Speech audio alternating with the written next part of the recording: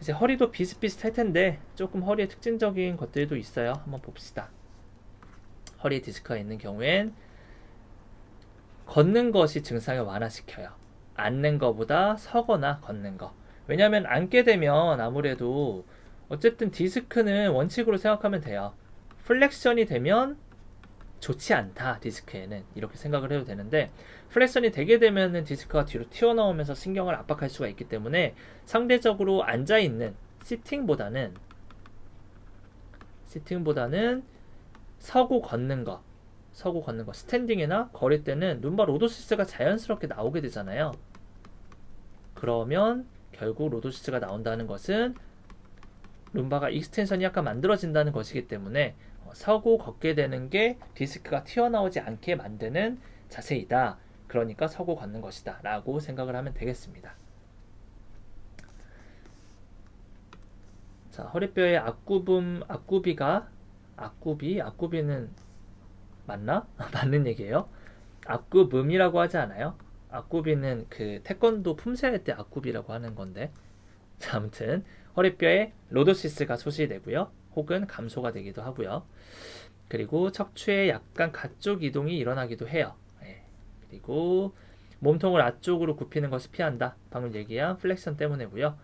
반복된 앞으로 숙이는 검사를 하는 경우엔 증상은 증가되거나 말초화된다. 척추에 가쪽 이동이 있으면 뒤로 젖힐 때 통증이 증가하기도 하고요. 가쪽 이동을 먼저 교정한다면 반복된 뒤로 젖히는 동작은 증상이 감소하거나 통증이 증추화된다. 가쪽 교정을 먼저 교정을 하라는 거죠. 가쪽 교정 먼저 하라는 겁니다. 뒤쪽에 이 가쪽 교정에 대한 슬라이드를 넣어놨는데 먼저 보고 올게요. 가쪽 교정이 어떤 의미냐면 이런 의미예요. 자, 문제를 한번 내볼게요. 이렇게 그림이 나와서 지금 시험 문제 나왔어요. 자, 다음 그림은 가쪽 이동 교정 운동을 하는 모습이다. 환자의 골반이 편이되어 있는 곳, 그러니까 환자의 골반이 가쪽으로 이동되어 있는 쪽은 다음 중 어느 쪽인가? 레프트인가? 라이트인가? 라는 문제가 나왔다고 가정할게요. 그럼 답은 뭐예요? 환자의 골반이 가쪽으로 이동되어 있는 방향은 이라고 나오게 되면 정답은 뭐예요? 여기가 레프트죠. 여기가 레프트고 라이트. 골반이 지금 왼쪽으로 와 있죠. 그래서 왼쪽인가요? 아니죠. 정답은 라이트예요.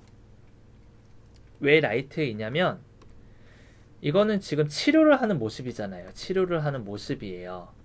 치료를 골반이 이쪽으로 가게 하기 위해서 골반을 이쪽으로 움직이게 하기 위해서 여기에 손을 잡으시고 이렇게 당겨주는 거고요.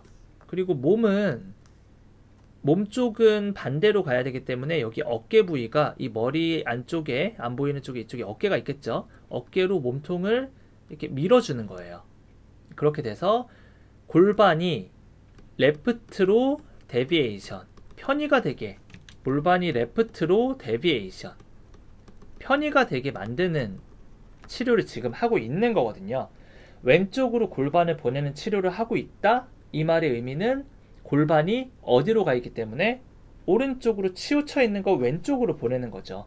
그래서 정답은 라이트로 가쪽으로 빠져 있는 골반이다. 이 환자는 이렇게 표시를 하는 게 맞아요. 그래서 여러분들이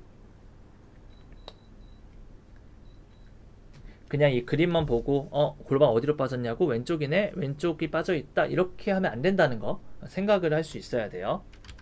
자, 그래서 가쪽 이동 운동은 이런 식으로 하는 거다라고 생각하면 되고요. 이거에 대한 실습은 자세하게 뒤에 어차피 나와 있으니까 참고로만 여러분들이 가쪽 교정 운동이 뭐지 하고 궁금해 할까봐 먼저 봤고요.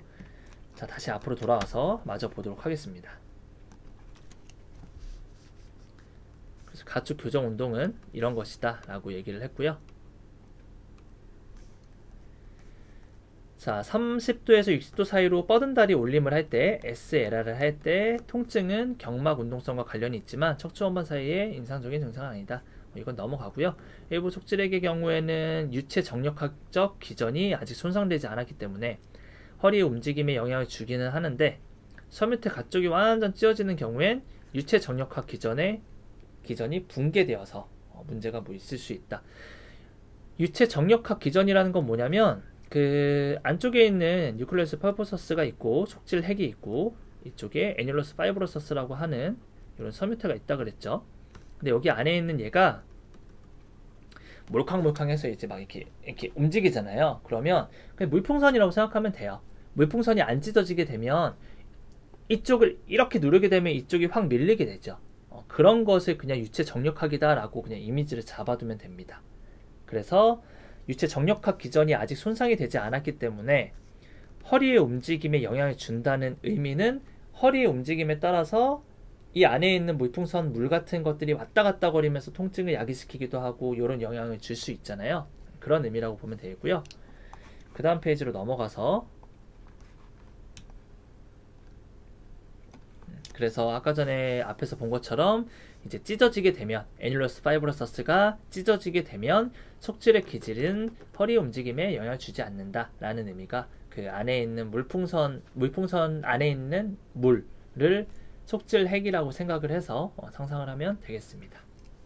자, 오늘은 이 페이지까지 해서 마무리할 수 있겠네요. 아무래도. 자, 구조적 손상과 기능적 손상까지 보도록 하겠습니다. 뭐 염증, 근경련, 근방호 당연히 있겠고요. 휴식과 야간 통증,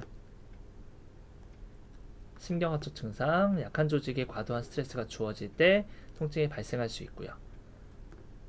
뭐 다 손상이 되어 있고요. 그리고 컨디션이 나빠지겠죠. 예, 뭐 타입 컨디셔닝은 2번이나 나오네요. 자, 염증이 케어가 중요한데 염증이 불충분하게 해결이 되게 되면 섬유증이나 그리고 신경운동성 손상과 만성통증을 일으키는 원인이 되기도 한답니다. 자, 활동 제한과 참여 제한 똑같이 아까처럼 나오네요. 일상생활 활동과 독립적인 일상생활 활동 장애. 디스크 심하면 진짜 걷기도 힘들어 하시는 분들도 계세요. 그리고 디스크가 심해진 상태에서 계속 방치를 해서 노년을 맞이하면 제가 그런 경우 굉장히 많이 봤어요. 스테노시스, 척추관 협착증으로 발전되는 경우도 많기 때문에 척추관 협착증이 되게 되면 걷는 것도 힘들어해요. 그래서 일상생활에 굉장히 많이 제한이 될 수 있다는 거. 그리고 보호성 자세를 선호한다. 굽힘, 편, 혹은 비체중 부하 이런 것들. 그래서 보통 이제 병원에 오시는 분들 보면 이렇게 걸어오시죠. 이렇게 이쪽 손으로 이렇게 손바닥으로 그러시면서 아이고 내 허리야 이러시면서 오는 패턴이 많아요. 플렉션 되어 있죠. 플렉션. 이렇게 플렉션이 되어 있으면서 걸어오시는 패턴이 많거든요. 이게 바로 플렉션 되어 있는 게 보호성 자세라고 생각을 하면 됩니다. 자, 그리고 오랜 시간 동안 독립적 일상생활 활동이 불안정하고요. 그리고 불충분한 생체 역학. 네, 뭐 이거는 한번 읽어보면 될 것 같아요. 자, 이번에 단계별 중재를 보도록 할게요. 아까 전처럼 3단계로 나와 있고요. 최대 보호 단계 비슷하니까 빠르게 한번 볼게요. 환자 교육 당연히 중요하고요. 자세를 인지를 시키고요. 그리고 처음에는 가쪽 이동과 반복적인 편 활동을 권장을 합니다. 그러니까 가쪽으로 이동되어 있는 골반을 가져오지 않아서 그냥 통증이 더 심해진 경우도 있고요.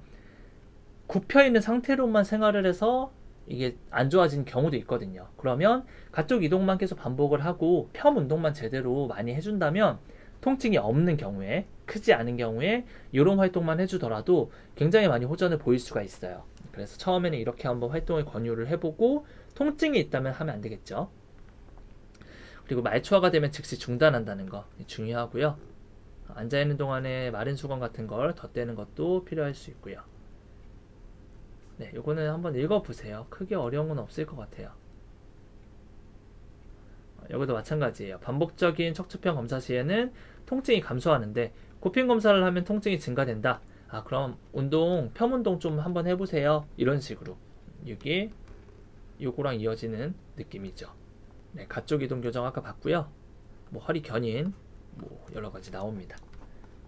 자, 두 번째 운동 통제 단계와 기능 회복 단계에서는 네, 뭐 이런 것들 그리고 그리고 기본적인 기능활동, 진전된 기능활동 뭐 이렇게 보면 되겠습니다. 자, 팁으로 나와 있는 거 한번 보고 마무리하도록 할게요. 자, 허리디스크 예후에 영향을주는 요인들, 긍정적인 예후와 부정적인 예후로 나눠서 볼 수 있어요. 만약에 여러분들이 환자를 마주했는데 여기에 해당되는 게 긍정적인 예후에 해당이 된다면 이 환자는 내가 케어를 잘하기만 하면 굉장히 많이 호전되겠구나 라고 판단할 수 있는 거고요.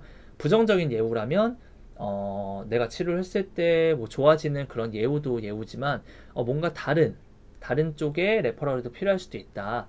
뭐 의뢰를 해서 다른 쪽에 케어도 받아야 될 수도 있다 라고 생각을 해도 됩니다.